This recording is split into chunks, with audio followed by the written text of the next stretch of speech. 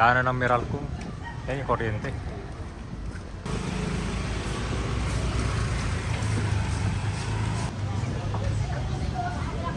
Nagsimula na yung phase 2 dito, ang anti-blight, ang pagtanggal ng mga salbat-salbat na wire para mas maging malinis at maganda at higit sa lahat mas magiging safe ito para sa mga tao. Dito po yan sa may General Luna, Victoria Street. At dito naman sa Intramuros, meron pang mga natitirang mga informal settlers dito, lalo na dito sa may Real Street. So, meron na mga iba dito na relocate, na nabigyan ng mga relocation tulad na lang sa Rizal Province. Ang aim nila dito ay para makapag-provide ng safe housing, pero napipreserve to. Ito din yung effort nila dito sa Intramuros para ma-rehabilitate itong cultural and historical landmark. So, dito titignan natin kung gaano pa kadami yung mga natitirang batch para mabigyan ng relocation. Nandito na tayo sa Victoria Street. Dito sa Victoria pala yung karamihan ng mga kabayan, yung mga karinderya. Sa mga nagtatanong ha, yung mga namamasyal dito sa Intramuros kabayan, dito pala yung bilihan ng mga pagkain. Karinderya, yung mura.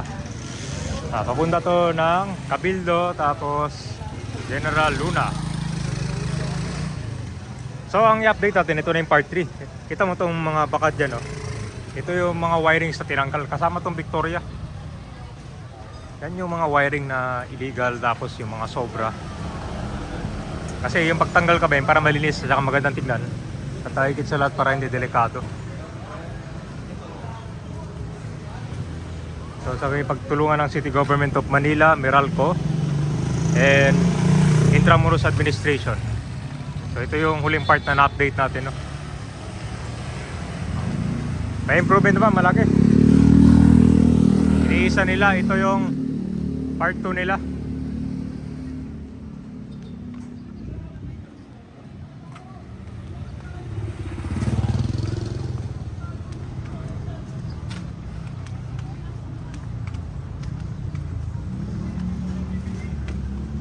So ang picture natin mga natitirang mga barong-barong ito sa Intramuros.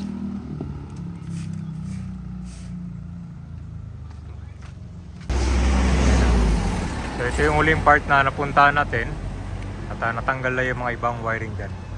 Sa taas pala yung kuryente. Sa baba, karamihan to mga internet, cable. Dito yung sa baba yung tinanggal nila. Kasi kon pala yung mga illegal na wire nakakabit ito kanina. Dito lang sa poste ng kon dito. Daanan ng Meralco. Yan yung kuryente.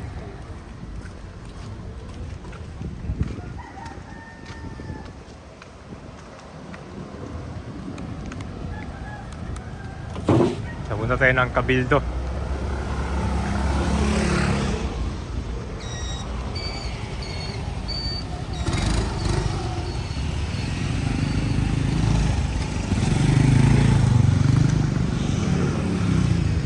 Ay, so nandito na tayo sa Cabildo Street, corner Real. Ito pag dinerecho, General Luna Street na to.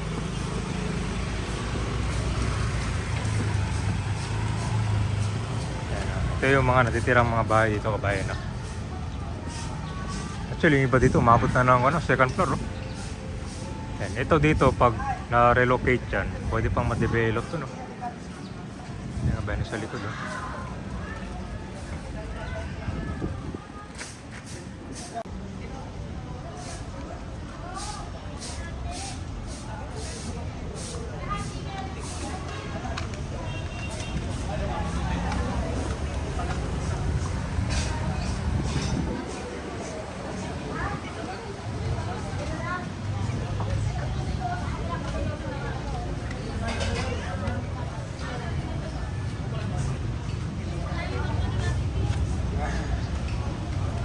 Yan.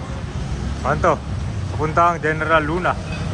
Cabildo, corner Real. Yan ba yun?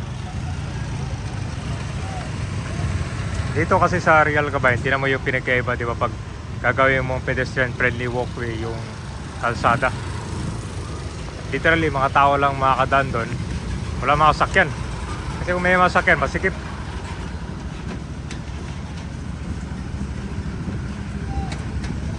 Diba? Tapos may parkingan pa. Hindi may pinagkaiba ng kwan, diba? General Luna. Talagang kwan doon, maayos. Ayan, so yan yung mga banditira mga bahay ito kabayan, no? So dito dati na, konti pala yung mga tao. Wala pa yung mga bahay. Pero kuha na to siya dito, parang kalsada na. Kalsada na. Pero ito dati, konti lang yung mga bahay.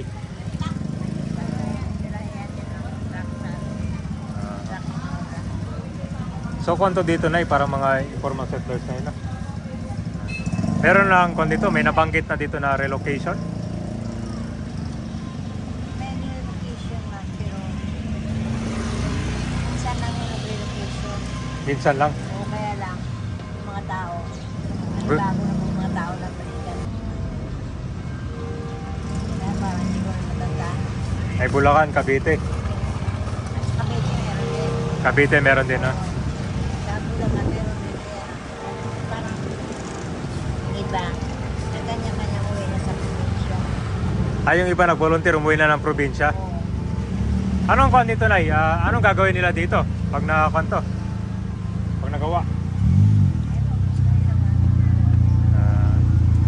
So ibig sabihin na yung dito, kung ano to siya, yung umabot na kasi ng third floor, parang nagkakaroon ng extension ng pamilya. Ayun lang yan. Ngayon lang. Yan ba, ito yung mga natitira dito. So ano sa tingin nyo yung magandang i-develop dito pag totally na-clear, no? Maganda rin naman dito kasi may bilihan ng mga pang snack, mga pagkain. Puro mga karindira at saka sari-sari store yan dito sa baba.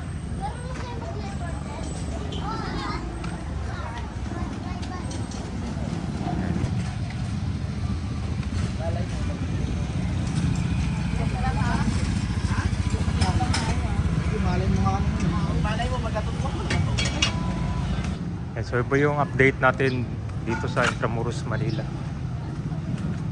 Ano sabi niyo ko ba? Hindi ba laki ng pinagbago nito? So nandito na tayo sa Casa Manila. Ito yung Instagramable area dito sa Intramuros, Manila. Ayan. So ano masabi niyo ko ba? Laki ng pinagbago, no? Itong mga dangling wire dyan, bilang na lang yan kasi phase 2 na sila sa pagtanggal ng mga spaghetti wire dito sa Intramuros.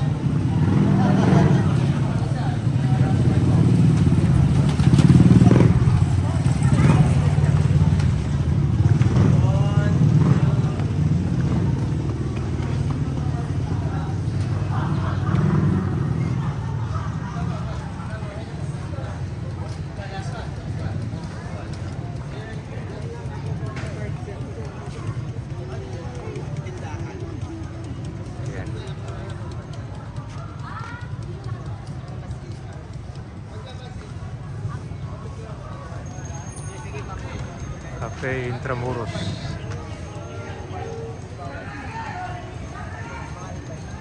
General Luna, Real de Palacio.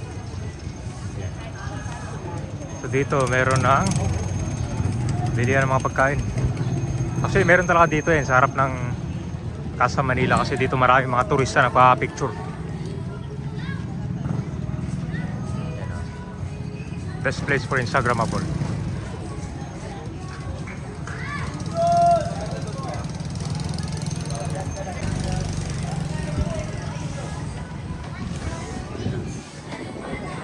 Ito yan sa kanto General Luna, sa gilid ng Casa Manila. Ngayon tingnan, no? Mas maayos na yung daanan ng mga wiring. Wala na yung mga sagabal. Ito kasi yung Instagrammable area ng Casa Manila. Inaayos na siya, oh. Yun na balugtot, oh. Casa Manila.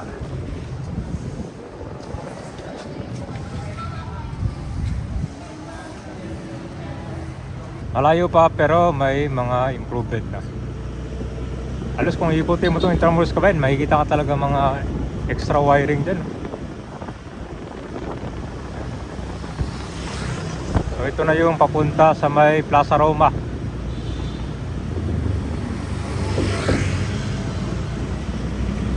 Pero guys, so nandito na tayo sa General Luna. So dito magsisimula itong pedestrian friendly walkway. Dito malapit sa kanto, Plaza Roma. I think ito yata yung replica ng ano, Tranvia bus. So maganda dito, simula sa may General Luna, puro mga tao na lang maglalakad dito papunta hanggang Muralla Street. Dahil ito ginawa na siyang pedestrian friendly walkway para mas magandang tumulong sa mobility para sa mga tao dito na mamamasyal.